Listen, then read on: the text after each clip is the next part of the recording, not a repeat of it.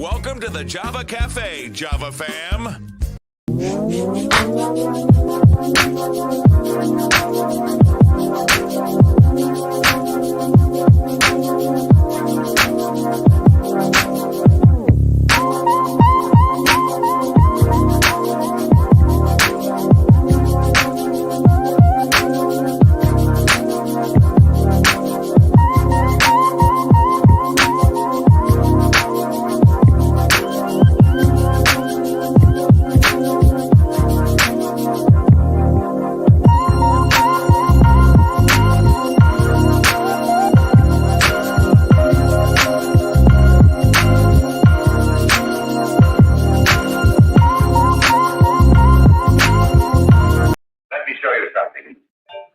Good morning.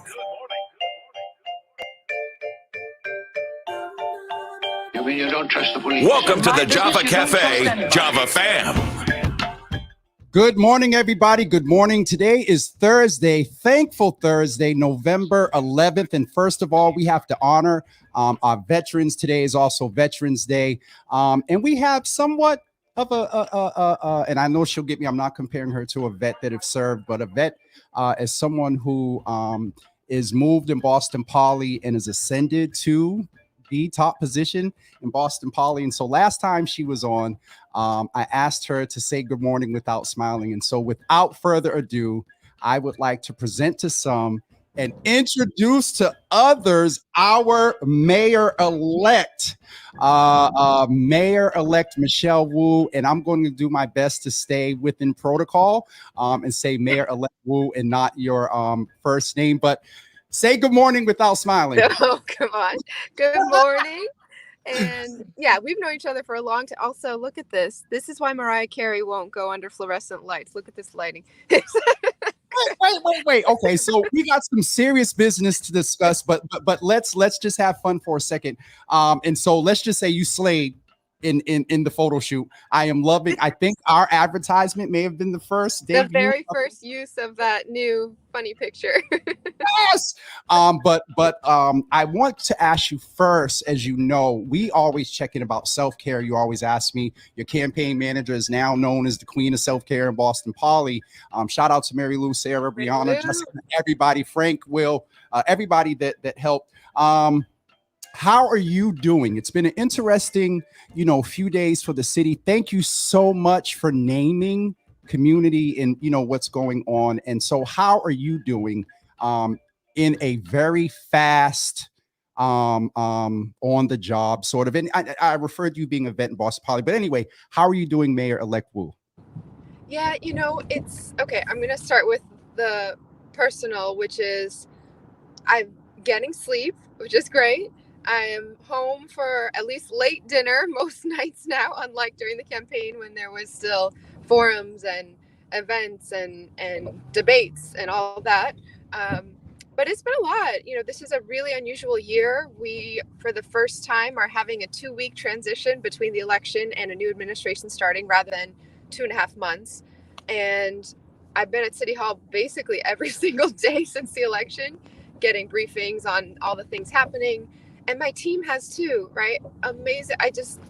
I feel so blessed and so guilty in a lot of ways that everyone kind of took a day to breathe, or, a different number, however many days that different folks needed to feel kind of minimally back up for it. And then we've all now been, if you come and see my city council office in the building, it's crammed with probably 12.5 people working on all different things just to get us up to speed. And then this last week's been really tough in the city. A whole bunch of things all together in our school system, on the public safety side.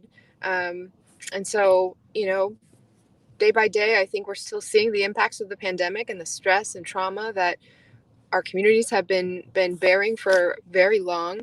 And we have 5 days to go until a new administration starts. And so we're trying to carry in the energy of let's all get into a space for healing and for moving into that future with everyone at the table.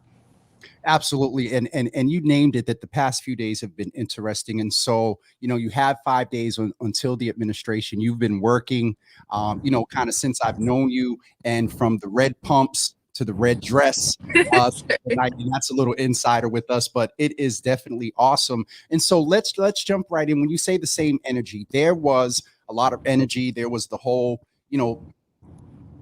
thing about the some negative energy you received around the black vote and whatnot, and there was a cadence, Mayor-elect Wu, around black men, around racism, around police reform and whatnot. And so I know you only have a few minutes, and I know the people want to hear about those things. Where are you with ensuring? Thaddeus had the men's summit for during the campaign. And so let me just first stop and say, and I text Mayor-elect Wu, and I said, I'm just a little bit nervous because there is respect and for what you've earned. And she said, wait, what? We've worked together, worshiped together, and marched together. So let me just take a deep breath and pull it in together. But as far as black men, Councilor Wu, you've named the mental health. You've talked about mental health on Master Pass. I've seen what you did with the cabinet appointments there. But the mental health issue is paramount in those two police-involved shootings in the last 72 hours. And so how does the same energy that you referred to around black men and mental health, what are you going to do to make sure that that voice and energy is there at a cabinet level represented by that population? Yeah. So, first, as you mentioned, we did just announce our first 3 cabinet picks yesterday, and by the end of the campaign, when I've been knocking on doors, any neighborhood, certainly in Roxbury, near Massancast, but even in neighborhoods a little bit further away from Massancast, the first thing out of people's mouths was, what are you going to do about the humanitarian crisis that we are seeing unfold with opiates, with substance use, with mental health, with homelessness?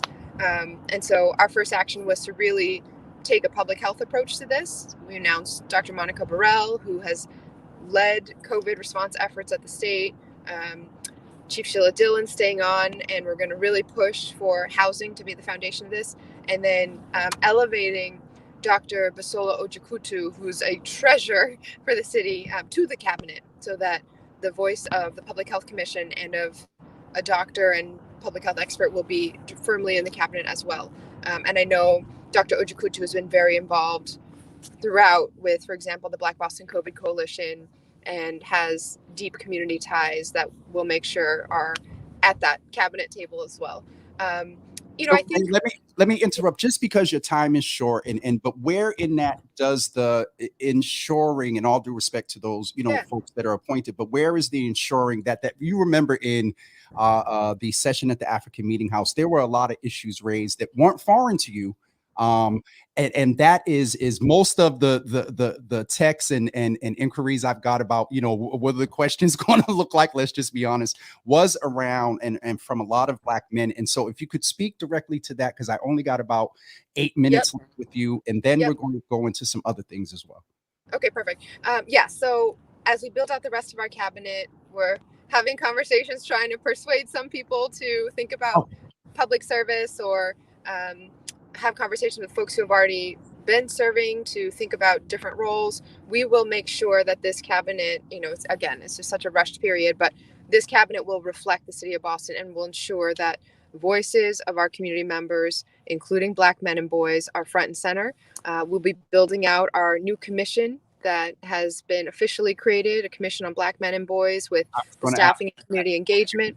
And then I think 2 pieces on this. One, it's of course not just about having the people and personnel in place who are going to be thinking about this community and these issues all the time, but also how we're changing the structure of city government so that we're getting City Hall out of City Hall. As I always say, that it can't just be that there's a commission on black men and boys that's on the 8th floor or whatever, and if you have time to come in and see them, great. No, we're going to really change. We're thinking about some interesting things to be announced about how we really infuse organizing and community building directly into the structures of City Hall. And thank you for that, because I just wanted to touch a little bit. I appreciate you, because one of the critiques have been, you have these pie in the sky sort of aspirations. And I've seen a lot of social commentary that said, why not? You know what I mean? And so now, and let's just be honest, we've talked over the years, and I've said evenly around, we're moving from public health to public safety and violence. You're in a different position now, and some of the things that we've met about, and then we've had follow up, and you That's weren't right. able to be as successful on now the other side of 5. You're now back in a different That's role, right. not a cubicle. Oh my God. And so how aggressive will you be in the prevention, intervention, and then in the worst case scenarios, Mayor-elect, responding to trauma? You know where some of the gaps are. You and I have had plenty of sit downs and your notebook. And I remember over the years and testifying, what are one aggressive move you will make to kind of address that public safety youth violence issue? Yeah, it needs to have resources and a mandate, right? There's some incredible people already working in these spaces already in City Hall, but we need to make sure that there's a full budget and that we will be putting those personnel, giving the creative, building out the whole office so that there's actually supports there. Okay, thank you for that. And then, so I want to end on a good note. And so I'll end around here. You have been very adamant about police reform. Yep. And, you've held the line. I need to ask you, as mayor-elect going in on Tuesday, what would you say to the community about that? Let's just be 100. There's a narrative being built in these unfortunate situations. You've acknowledged the harm and say, pray for the families of the officers. You've been balanced in that.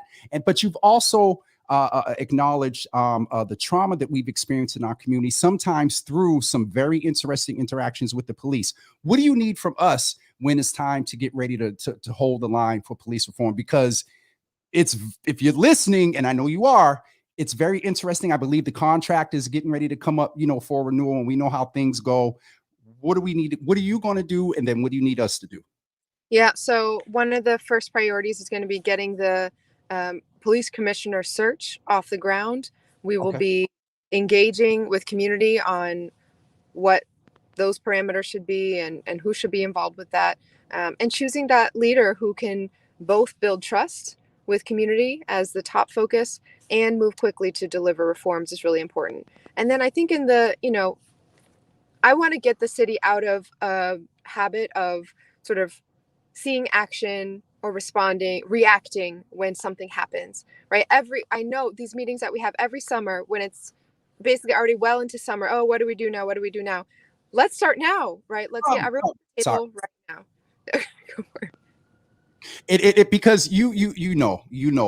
And so the last thing I'll end with is, as with all due respect, you're the mayor-elect, you're a counselor, but as Michelle, as a woman of color, in the so many firsts that you've done in this city, or your hair is down, but just on a personal note, what would you say to the residents of Boston, those that have had the most worst experiences from systemic racism, women who have dealt with issues, the transgender community, all of those, and to a lot of issues to which you've spoke, people dealing with, homelessness?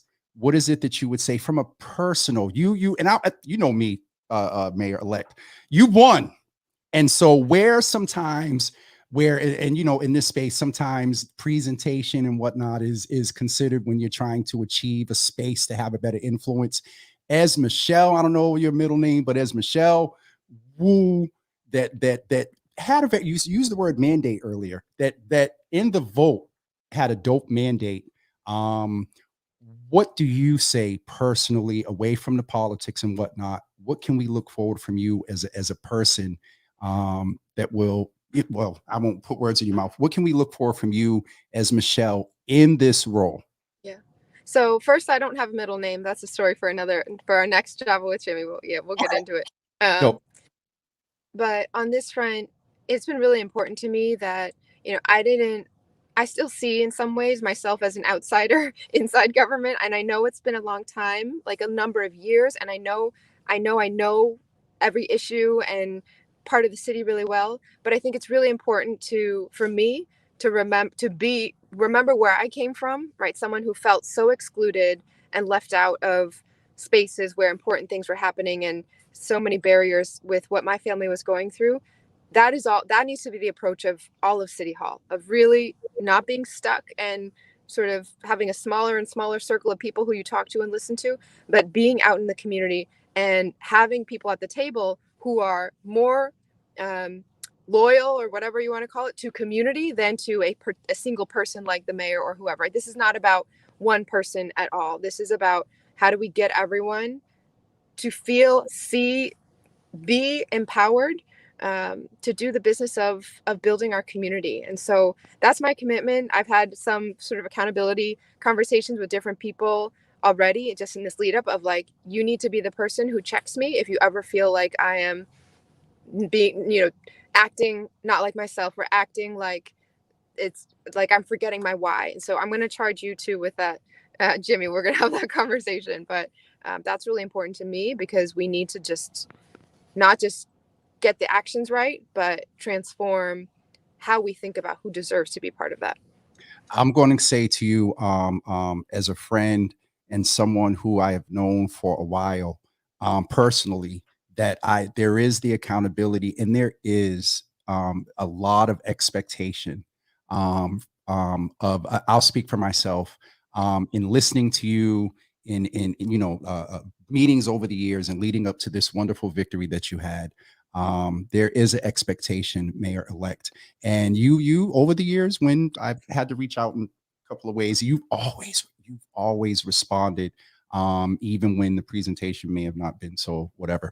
But I really appreciate you. The expectation is real, the accountability is real, but also I'll say this to the public while you're on, not only with our mayor-elect, but when we get people in office that share our values, it is imperative that when you call and there's meetings and there needs to be a rally, because there's still a little side of you that has that, I won't say activist, but you move differently.